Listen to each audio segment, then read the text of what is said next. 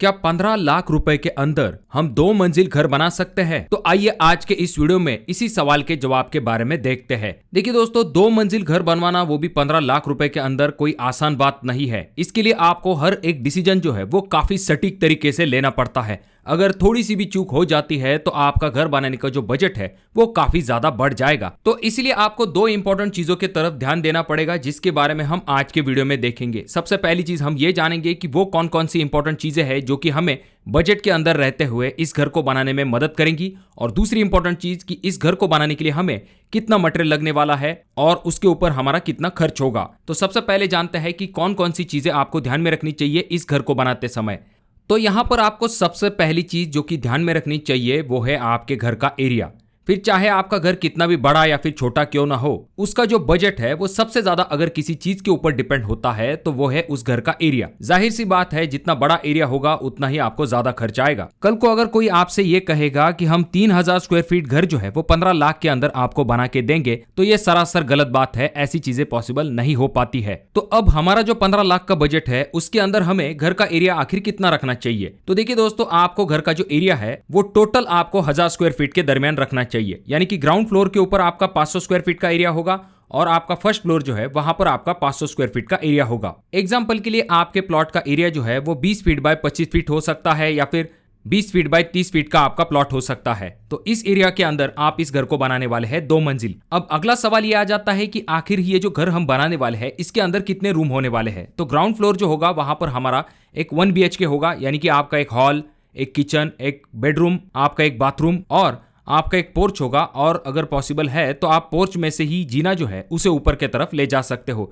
अब यहाँ पर कुछ लोग 2 BHK बनाने की भी बात करते हैं 500 स्क्वायर फीट के अंदर, पर रूम जो है काफी छोटे बन जाएंगे। तो इसीलिए 1 BHK आपके लिए सफिशिएंट होगा। आपको जगह भी अच्छे तरीके से मिल पाएगी, और सिर्फ रूम के लिए आपको जगह नहीं चाहिए होती है, आपको पोर्च की जरूरत होती है, जीना भी आपके घर के अंदर से जाता है। तो ऐसी चीजों को भी आपको कंसिडर जरूर करना चाहिए। उसके बाद आपका जो फर्स्ट फ्लोर होगा वहां पर भी आपका एक 1 BHK होगा, जिसमें अगेन आपका एक हॉल, किचन, बेडरूम और एक टॉयलेट बाथरूम होगा, और आपके टेरेस के ऊपर जाने के लिए आपका जीना होगा। अब ये जस्ट एक एग्जांपल है। आपके प्लॉट के हिसाब से, प्लान के हिसाब से डायमेंशन और रूम जो है वो चेंज हो सकते हैं, पर एक आइडिया आने के लिए मैंने आपको ये एग्जांपल दिखाया था। अब अगली चीज जो कि आपको जरूर ध्यान में रखनी चाहिए वो है प्लान। देखिए दोस्तों, ऑलरेडी हमारी जो जगह है वो थोड़ी सी कम है, और इसमें भी अगर हम बेवजह फालतू चीजों के ऊपर जगह को वेस्ट कर देते हैं तो ऐसे में यूजेबल स्पेस जो है वो काफी कम हो जाएगा। तो इसीलिए आपको हमेशा एकदम प्रॉपर तरीके का सटीक प्लान अपने आर्किटेक्ट या फिर इंजीनियर से जरूर बनवा लेना है। उनसे आपको ये जरूर कहना है कि आपकी रिक्वायरमेंट क्या है, और ये जरूर बताइए कि 1 स्क्वायर फीट जगह भी जो है वो वेस्ट नहीं होनी चाहिए।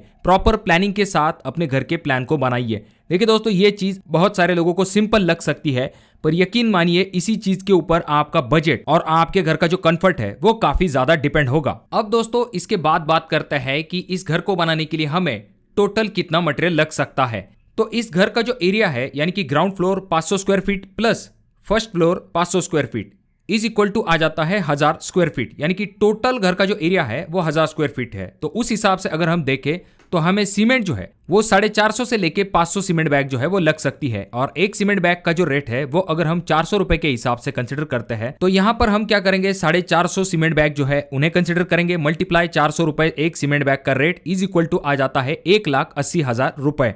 यानी कि इतना खर्च जो है हमारा सीमेंट के ऊपर हो जाएगा। उसके बाद अगर हम स्टील के बारे में बात करते हैं तो स्टील आपको लगभग 3,500 किलो तक लग सकता है, और 1 kg का जो रेट है वो अगर हम 65 रुपए प्रति kg के हिसाब से कंसिडर करते हैं तो 3,500 मल्टीप्लाई 65 इज इक्वल टू आ जाता है 2,27,500 रुपए। तो ये हो गया हमारा स्टील का कॉस्ट। अब बात करते हैं ब्रिक्स के बारे में, यानी कि ईंटों के बारे में। ईंटों की जो क्वांटिटी है वो आपके दीवार के थिकनेस के ऊपर काफी ज्यादा डिपेंड होती है, पर अप्रोक्सीमेटली हम ऐसा मान के चलेंगे कि 17,000 ब्रिक्स जो है वो आपको लगने वाली है। और एक ईंट का जो रेट है वो अगर हम 8 रुपए के हिसाब से कंसिडर करते हैं तो 17,000 मल्टीप्लाई 8 इज इक्वल टू आ जाता है 1,36,000 रुपए। अब बात करते हैं सैंड, यानी कि रेती के बारे में। तो रेती यहाँ पर आपको 2000 CFT तक लग सकती है, और इसका जो रेट है वो अगर हम 60 रुपए पर CFT के हिसाब से कंसिडर करते हैं तो यहां पर आपको 1,20,000 रुपए तक रेती के ऊपर खर्च आ सकता है। अब बात करते हैं गिट्टी के बारे में।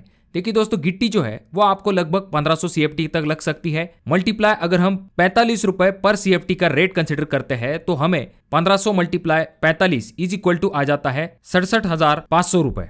अब बात करते हैं टाइल्स के बारे में। अगर आपने 45 से लेके 50 रुपए पर स्क्वायर फीट वाली टाइल को सिलेक्ट किया है तो आपका टाइल के ऊपर जो कॉस्ट आएगा वो होगा 70,000 रुपए तक। उसके बाद घर के अंदर जो ग्रेनाइट इस्तेमाल किया जाता है, चाहे आपकी विंडो फ्रेम हो, डोर फ्रेम है, या फिर आपका किचन काउंटर है, या फिर आपका जीना है, तो उनका जो ग्रेनाइट का कॉस्ट है वो अप्रोक्सीमेटली 65,000 रुपए से 80,000 रुपए तक आपको इसके ऊपर खर्च आ सकता है। अगर हम बात करते हैं प्लम्बिंग वर्क की, तो प्लम्बिंग वर्क के ऊपर आपका जो खर्च है वो 85,000 रुपए तक हो सकता है। इलेक्ट्रिकल कॉस्ट के बारे में अगर हम बात करते हैं तो 90,000 रुपए तक आपको खर्च आ जाएगा। देखिए दोस्तों, टोटल डोर कॉस्ट के बारे में अगर हम बात करते हैं तो आपको 65,000 से लेकर 70,000 रुपए तक खर्च आ सकता है। उसके बाद अगर हम बात करते हैं एल्यूमिनियम विंडो के बारे में, तो उसके लिए आपको 70,000 रुपए तक खर्च आ जाएगा। और पेंटिंग की अगर हम बात करते हैं तो पेंटिंग के ऊपर आपका खर्च जो है वो 80,000 से लेकर 90,000 रुपए तक हो सकता है।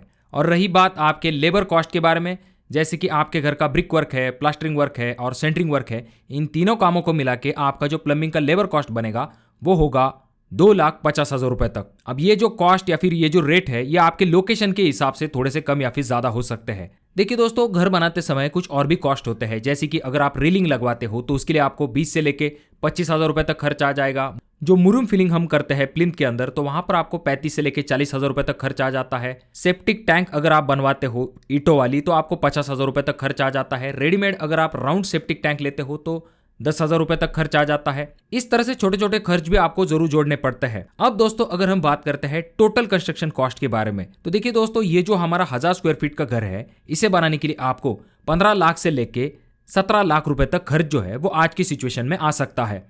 अब इसमें जो है इंटीरियर का कॉस्ट नहीं जोड़ा गया है। आपके घर के फाउंडेशन से लेके पेंटिंग वर्क तक का पूरा कॉस्ट जो है इसमें जोड़ा गया है। कंपाउंड वॉल, आपका बोरवेल, ऐसी चीजें इसमें ऐड नहीं की गई है। देखिए दोस्तों, एक के ऊपर दूसरी मंजिल बनाने का फायदा यह होगा कि जो 500 स्क्वायर फीट ग्राउंड फ्लोर वाला आपका एरिया है उसे तो आपको फाउंडेशन कॉस्ट लगेगा, पर जो ऊपरी मंजिल है उसका आपका फाउंडेशन का कॉस्ट जो है वो सेव हो जाता है। पर यहाँ पर ध्यान देने वाली बात यह भी है कि आपको एक्स्ट्रा खर्च जो है उन्हें जरूर अवॉइड करना चाहिए। आपको एक्स्ट्रा बालकनी है या फिर कुछ एक्स्ट्रा खर्च होते हैं, जैसे कि बहुत सारे लोग जोश में आके बहुत ही ज्यादा हेवी एलिवेशन कर देते हैं, ग्लास वाली रेलिंग लगाते हैं, तो ऐसी चीजों को आपको अवॉइड करना चाहिए। पहले हम अपना बजट के अंदर घर जो है उसे कंप्लीट कर लेते हैं, उसके बाद जाकर आपको बाकी जो चीजें हैं, अगर आपका बजट अलाउ करता है तो आप उन ऑप्शन की तरफ जा सकते हो। और देखिए दोस्तों, आपके लोकेशन, तो देखिए दोस्तों, 2 मंजिल घर जो है वो आप 15 लाख रुपए के अंदर बना सकते हो, पर आपको एरिया के तरफ खास करके ध्यान देना पड़ता है। अगर आप बड़ा एरिया कर लोगे तो आपका बजट इससे भी ज्यादा हो जाएगा। और जब भी आप घर बनाने वाले हो तो 2-3 लाख रुपए जो है वो एक्स्ट्रा मान के चलिए, क्योंकि बहुत बार एक्स्ट्रा खर्च जो है वो अनएक्सपेक्टेडली आ जाते हैं, जिसका प्लानिंग अगर आप पहले से ही नहीं रखोगे तो इससे आपके घर के काम के ऊपर इफेक्ट हो सकता है। और ये जो कॉस्ट हमने यहाँ पर देखा है इसमें इंटीरियर का कॉस्ट ऐड नहीं किया है। आप बहुत सारी ऐसी जगह है जहां पर पैसे बचा सकते हो। अगर आप उन चीजों के बारे में जानना चाहते हो तो कमेंट बॉक्स में कमेंट जरूर कीजिए। और अगर आपके कोई और भी सवाल है तो कमेंट करना ना भूले। वीडियो अगर आपको अच्छा लगा हो तो जरूर इसे लाइक कर दीजिए। बहुत ज्यादा ही अच्छा लगा हो तो अपने दोस्तों के साथ जरूर शेयर कीजिए। और ये जो दोनों वीडियो है इनमें से कोई एक वीडियो आपके जरूर काम में आ सकता है।